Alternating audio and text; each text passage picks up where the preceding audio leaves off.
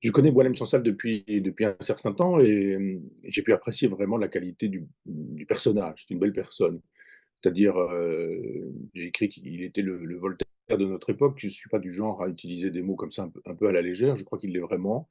D'abord avec son humour, son ironie, sa façon toujours très souriante, il a toujours les yeux qui pétillent et qui frisent et quand il parle, il est vraiment notre Voltaire parce qu'il y a cette façon ironique de traiter les choses. Il y a une extrême lucidité, c'était le cas aussi chez Voltaire. Il y a une belle plume, très claire et très nette. Je dis que chez lui, un chat islamiste était un chat islamiste. Hem, alors on pourrait débattre sur ce qui nous rassemble et sur ce qui nous sépare. Globalement, ce qui nous rassemble est plus important que ce qui nous sépare. Quand j'ai découvert sur mon téléphone qu'il avait été, heu, intercepté par la police et qu'il avait disparu, que depuis, 5 ou 6 jours, il ne donnait plus de signe de vie et que son téléphone, sonnait dans le vide et qu'il ne répondait plus aux mails, que probablement ses proches l'attendaient et qu'ils ne le voyaient pas apparaître. Je n'en ai pas cru mes yeux. J'ai été sidéré par son courage.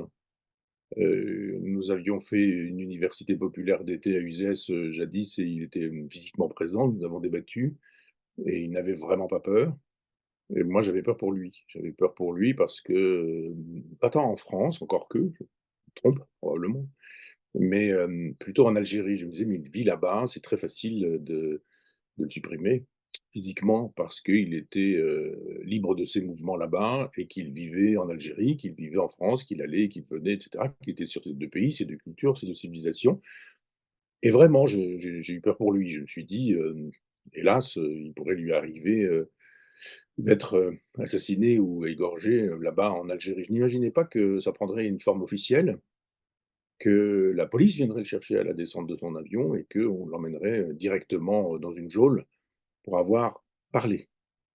Pour avoir écrit, pour avoir pensé. Voilà, c'est-à-dire un pays dans lequel on est coupable de penser, de réfléchir, d'analyser, de produire des analyses, même fausses. C'est ça la démocratie. On peut très bien dire une chose qui n'est pas vraie, c'est le propre de la démocratie. On dit, bah, vous pensez que la terre est plate, c'est faux, mais argumentez et puis on verra bien. Vous pensez que les vaccins tuent au lieu de soigner, bah, d'accord, très bien, argumentez et puis on verra bien aussi. C'est ça le propre de la démocratie. Chacun se fera un avis. Et on ne sait pas trop pour quelle raison il est embastillé. On parle d'intelligence avec l'ennemi. Qui est l'ennemi? Il faudrait le nommer très précisément. Alors est-ce que c'est le la France? Ça, c'est clair. L'Algérie a, je crois, rajouté un un petit texte dans son hymne pour dire que nous sommes l'ennemi de toujours. Formidable. Le président de la République ne réagit pas à ça. Formidable aussi. Donc intelligence avec l'ennemi, pourquoi? Il est devenu franco-algérien. Je rappelle qu'il est franco-algérien. Quand je lis l'écrivain algérien, je me dis: «Il y a quelque chose, qui est dit dans l'oubli du fait qu'il soit franco-algérien». Donc c'est un citoyen ressortissant de la France, un pays, notre pays, qui est aussi embastillé, qui est aussi emprisonné, comme des otages, français qui, sont, aux mains du Hamas. 2 otages français, ça ne gêne pas beaucoup d'ailleurs, Mélenchon et les siens, passer par perte et profit, les otages, français. Boualem Sansal est un auteur franco-algérien qui écrit, qui pense et qui, en descendant d'un avion, se fait, intercepter et coller dans une prison pour intelligence avec l'ennemi. Alors l'ennemi, ça peut être aussi le Maroc, parce qu'il a proposé une analyse, de géopolitique, de géostratégie, voire de géographie, sinon d'histoire et de géographie, en vertu de laquelle le Sahara, occidental est une propriété, marocaine et non pas, algérienne. Ça se défend. Moi, j'ai un avis là-dessus, je suis souverainiste, donc je pense que le Sahara, occidental appartient au Sahara occidental et que, il suffit juste de faire un référendum détermination comme le faisait le général de Gaulle, pour faire de telle sorte que, ce peuple puisse disposer de sa terre et qu'il puisse, entretenir des relations avec aussi bien le Maroc que l'Algérie. C'est à lui de décider de sa propre politique. Moi, j'ai déjà été interpellé de manière un peu violente, dans un pays, qui n'a pas beaucoup apprécié ma prise de parole, m'a pas embastillé. Mais bon, je n'en dirai pas plus sur ce sujet-là. Donc, on débat sur ce sujet et puis on dit qu'on est d'accord, pas d'accord, mais on ne le met pas en prison. La troisième chose qui me paraît importante, c'est la réaction d'un certain nombre de Français et qui, on va reprendre la logique du du parti de l'étranger, mais de cette gauche qui estime que, ben, en fait, il a bien cherché. C'est bien fait pour, sa figure La preuve, on le voit de temps en temps sur CNews, donc c'est un type d'extrême droite, c'est un fasciste, puis après tout, les fascistes, on peut bien les égorger. C'est pas du tout un problème, c'est même plutôt ce qu'il faudrait faire. Pense ces gens-là qui estiment que globalement, il l'avait bien cherché, que, Salman Rushdie en son temps l'avait bien cherché aussi, c'était les mêmes. Je me rappelle que Jacques Chirac l'avait dit à l'époque, qu'un certain prince Charles, devenu roi d'Angleterre, l'avait également fait savoir. Salman Rushdie, globalement, bah, bon, il est allé chercher les ennuis. Je pense que ni Chirac, ni Salman Rushdie, ni le prince Charles, n'avaient lu, les versets sataniques, parce que tout de même, il ne faut pas exagérer, c'est quand même pas un grand pamphlet de 500 pages contre l'islam, et encore, on a le droit aux pamphlets, en Occident, c'est même le propre de la démocratie que de rendre possible les pamphlets.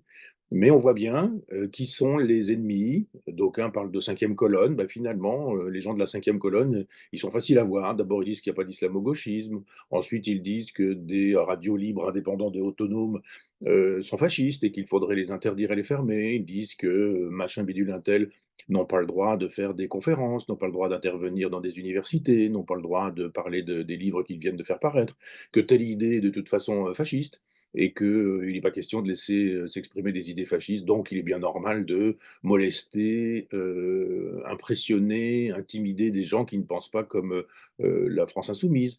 Et ceux qui les suivent, je le rappelle, c'est-à-dire aussi bien les socialistes que les écologistes, sans oublier le Modem, et je n'oublie pas Horizon, qui se sont retrouvés tous ensemble pour voter sur le principe d'un arc républicain, prétendument, et c'est ce qui a permis de voir que Mélenchon, Attal, Darmanin, Macron, Édouard Philippe, Hollande, enfin tous ces gens-là défendaient exactement la même chose, le même monde. C'est ce même monde qui estime qu'effectivement un Boualem Sansal, est mieux dans une prison que, sur un plateau de télévision à défendre, des idées, un plateau de télévision du service public. On a vu d'ailleurs madame Ernotte qui dansait comme une jeune fille l'autre jour, une gamine de 13 ans, qui regarde son compte, Instagram et qui voit que, Macron lui a fait des bisous.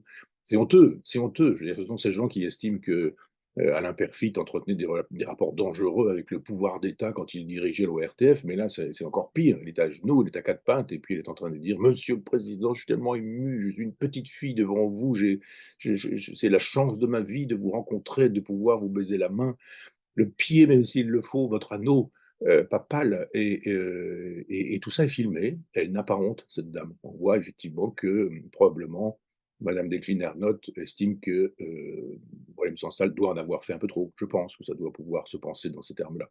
On voit également, dernière chose, que le pouvoir de Macron est nul, est totalement nul, totalement démonétisé sur la totalité de la planète. Il a tellement tout dit et le contraire de tout, devant des chefs d'État qui, eux, ont des lignes droites.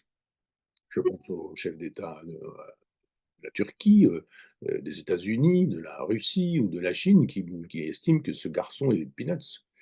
Et on imagine bien qu'après, 2 mandats, bientôt 10 ans, enfin, on ne sait pas s'il y aura vraiment 10 ans, mais d'exercice du pouvoir, le crédit d'Emmanuel Macron en Algérie est en dessous de zéro, en dessous de zéro. Je pense que si le chef de l'État demande à parler à monsieur Tebboune, président de la République islamique et socialiste, d'Algérie, enfin, elle n'est pas islamiste, elle est républicaine, dit-on, et de gauche, le FLN, je pense que Tebboune dit: «Mais je ne prends pas ce garçon au téléphone, j'ai autre chose à faire que de prendre Emmanuel Macron au téléphone». C'est-à-dire que c'est bien difficile pour Boualem Sansal de se trouver défendu par des gens qui n'ont pas les moyens de le défendre. Le chef de l'État n'a pas les moyens de le défendre, donc personne en dessous de lui n'a le moyen de le défendre, ni le ministre des Affaires étrangères, dont tout le monde ignore le nom ou presque, ni je ne sais quel Missi Dominici qui viendrait au nom d'Emmanuel Macron, puis qui viendrait de toute façon au nom de la France. Et une détestation de la France de la part de l'Algérie à l'endroit de la France qui a été entretenue par Emmanuel Macron et Benjamin Stora, qui font tout ce qu'il faut pour dire détestez-nous, on se flagelle, on n'est pas bien, on est honteux, on a été des colons, on est méchants, on est à genoux, on a 4 pattes. Est-ce qu'on peut faire encore mieux? Est-ce qu'on peut ramper? Est-ce qu'on peut lécher le sol? Que peut-on faire encore pour vous être agréable? Macron dit: «Ah tiens, Boualem Sansal est emprisonné, eh ben, on va en profiter pour aller fleurir la tombe de ce militant du FLN qui a été, assassiné», est-il dit par le chef de l'État, par, l'État français. Chef d'État qui nous dit finalement, un militant indépendantiste du FLN, doit être, célébré pendant qu'on salit les gens qui étaient dans l'armée française. Pas forcément, il peut le penser, le chef de l'État, et on peut aussi le penser. Simplement, il y a un moment donné où on doit pouvoir imaginer que, ça n'est tout de même pas, le rôle du chef de l'État de se comporter de cette manière. Pauvre Boualem, j'espère qu'il sera bien vite, libéré.